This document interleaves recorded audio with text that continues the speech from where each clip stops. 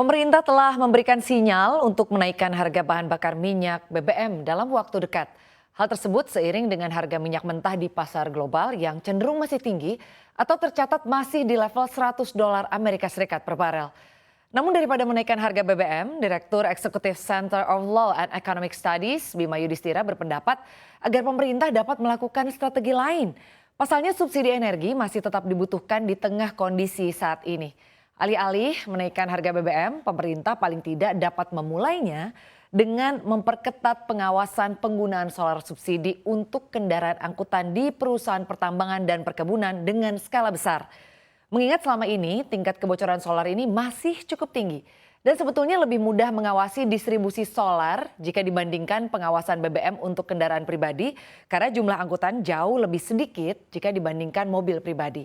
Penghematan dari pengawasan distribusi solar subsidi cukup membantu penghematan anggaran. Nah, langkah berikutnya, yakni pemerintah dapat menunda proyek infrastruktur dan mengalokasikan dana untuk menambah subsidi energi dan menurutnya pemerintah juga dapat mengalihkan sebagian dana pemulihan ekonomi nasional atau PEN untuk subsidi energi. Nah, kita bahas saja detailnya dalam sinyal BBM naik makin kuat. Nah ini kita lihat dulu ya, ini kalau dari Bu Sri Mulyani, Menteri Keuangan kita menyampaikan bahwa memang volume saat ini begitu ya sangat melebihi kalau dibiarkan, ini nanti pasti akan menimbulkan suatu persoalan mengenai beberapa jumlah subsidi yang harus disediakan dari tambahan begitu. Dan untuk selanjutnya ini ada dari Menteri Investasi Pak Bahlil Lahadalia yang menyampaikan bahwa nilai subsidi sebesar 500 hingga 600 triliun ini sama dengan 25% total pendapatan APBN. Sehingga jika tetap dilanjutkan akan tidak sehat bagi keuangan negara. Nah jadi Bu Menteri Keuangan Sri Mulyani Indrawati ini menegaskan begitu ya akan terus memantau sejumlah indikator dalam menentukan kecukupan anggaran subsidi energi untuk menjaga harga bahan bakar minyak di tengah kenaikan harga minyak dunia. Ia juga menambahkan bahwa nanti akan dilihat volume, harga, nilai tukar karena itu cukup mempengaruhi. Bu Sri Mulyani juga lantas menyoroti begitu ya volume konsumsi BBM yang memang sudah terlampau tinggi. Bahkan Bendahara Negara mengaku telah meminta Pertamina untuk melakukan langkah terobosan guna mengendalikan konsumsi BBM agar tidak makin membebani APBN. Lalu jika kita kaitkan dengan kekhawatiran inflasi akan meningkat dan melihat harga barang yang diatur pemerintah seperti misalnya bensin, LPG, lalu juga listrik ini bisa ditahan namun ternyata tidak semua harga bisa dikendalikan. Salah satunya adalah harga dampak dari kenaikan harga bensin. Dan Sri Mulyani juga menjelaskan meminta begitu ya bahwa seluruh jajaran ini mewaspadai hal ini karena krisis pangan dan energi yang saat ini terjadi tidak bisa seluruhnya dikompensasi oleh pemerintah.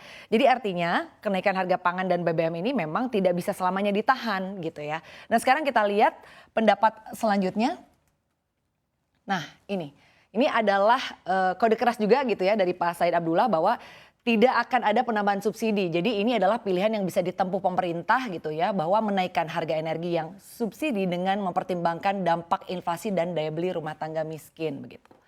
Sekarang kita lihat untuk slide selanjutnya. Nah, Pak Jokowi menyampaikan begitu ya bahwa memang mengambil kebijakan menahan harga energi seperti bahan bakar minyak gitu ya, listrik dan juga LPG 3 kg. Nah akibatnya dana ratusan triliun ini harus dikeluarkan dari APBN yang setara dengan pembangunan ibu kota negara. Ini kita lihat ya subsidi kita nih ke BBM bukan besar tapi besar sekali. Nah bisa dipakai untuk bangun ibu kota satu karena angkanya sudah 502 triliun. Ini angka yang besar gitu ya. Dalam paparan yang ditampilkan Pak Jokowi, alokasi anggaran subsidi pemerintah ini memang meningkat dari yang semula 152,2 triliun rupiah menjadi 502,4 triliun rupiah. Jokowi juga menegaskan ini bukan situasi yang mudah. Kenaikan subsidi memang tak lepas dari kebijakan pemerintah yang ingin tetap menjaga daya beli masyarakat. Pemerintah paham betul kenaikan harga BBM akan berdampak pada sosial politik masyarakat.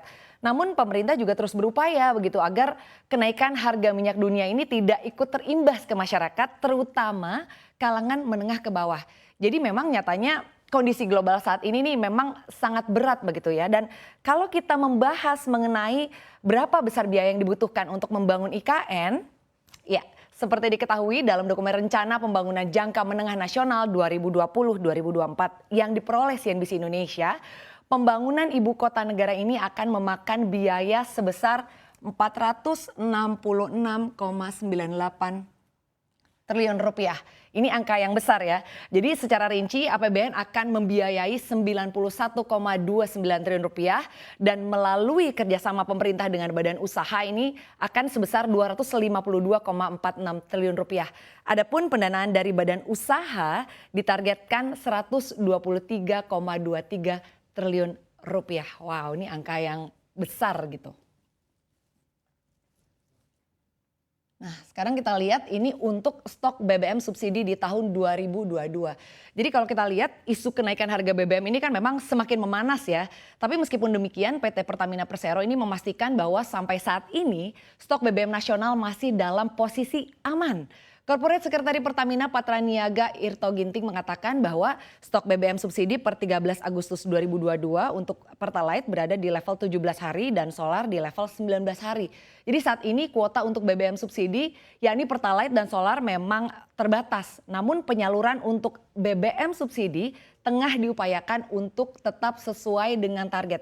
Kita lihat di sini ya, kalau untuk solar subsidi ini sudah tersalurkan sebesar 9,9 juta kiloliter dari total kuota 14,9 kiloliter.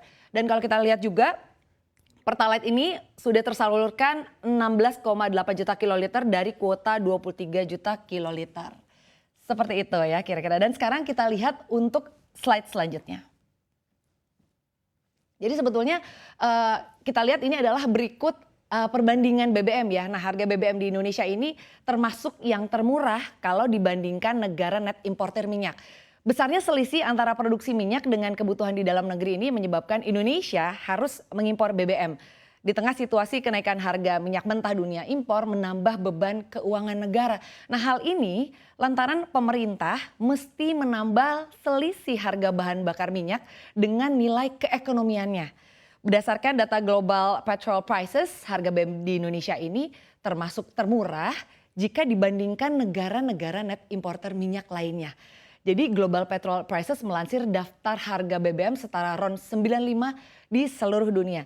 Di daftar tersebut harga BBM Indonesia ini sekitar Rp17.740 per liter begitu ya. Ini kalau dilihat di Juni 2022. Nah, harga tersebut bahkan lebih murah dari harga di negara kaya minyak seperti misalnya Amerika Serikat dan juga Arab Saudi. Adapun negara dengan BBM tertinggi di dunia ada Asia ya, ini Hong Kong yang mencapai 44.467 per liter atau hampir 3 kali lipat dari harga BBM di Indonesia. Jadi kalau misalnya kita bandingkan dengan negara tetangga, harga BBM di Indonesia termasuk yang paling murah gitu ya, kedua di kawasan Asia. Adapun negara yang tercatat memiliki harga BBM termurah di Asia Tenggara adalah Malaysia. Lalu mengapa BBM di Malaysia bisa dibilang murah? Ini terjadi lantaran pemerintah Malaysia memberikan subsidi pada produk bensin dengan kualitas dan nilai oktan lebih tinggi yakni RON 95. Nah, bedanya Indonesia memberikan subsidi pada produk BBM dengan kualitas lebih rendah seperti misalnya solar subsidi dan pada bensin dengan nilai oktan RON 90 atau Pertalite. Nah, bensin RON 95 ini setara dengan kualitas Pertamax Plus yang pernah dipasarkan oleh Pertamina sebelumnya yang akhirnya ini tidak dijual lagi gitu ya. Artinya bensin RON 95 ini berada di atas kualitas Pertamax yang merupakan bensin RON 92 sekaligus di atas Pertalite yang berjenis RON 90. Bisa kita lihat di sini gitu perbandingannya nih kalau di sini gitu ya di Indonesia untuk RON 95 di harga 17.740 per liter begitu, sementara untuk di Hong Kong harganya sudah 44.000, lalu juga untuk di Amerika Serikat kita lihat ada 20.300, tapi di Arab Saudi 9.200 dan di Malaysia kita lihat 6.900. Memang lebih murah kalau di Malaysia ya. Ini negara tetangga tapi disparitas harganya lumayan jauh. Jadi memang kalau kita lihat berdasarkan data harga BBM ini boleh dibilang harga BBM kita ini belum dalam pada fase kenaikan harga yang tinggi dan masih di bawah harga rata-rata sejumlah negara. Dan karena ini memang menjadi besar nih subsidi untuk menahan harga BBM. Dari manakah kita bisa survive? Ya tentunya karena subsidi ya, tapi sampai kapan anggaran subsidi yang ada ini bisa terus menerus menahan ini semua begitu ya? Artinya kapan nih sampai bisa menahan kenaikan harga BBM ini? Dan juga seberapa jauh sebetulnya kantong kita ini kuat kalau misalnya biaya BBM juga melesat gitu ya? Kita lihat saja ke depannya akan seperti apa.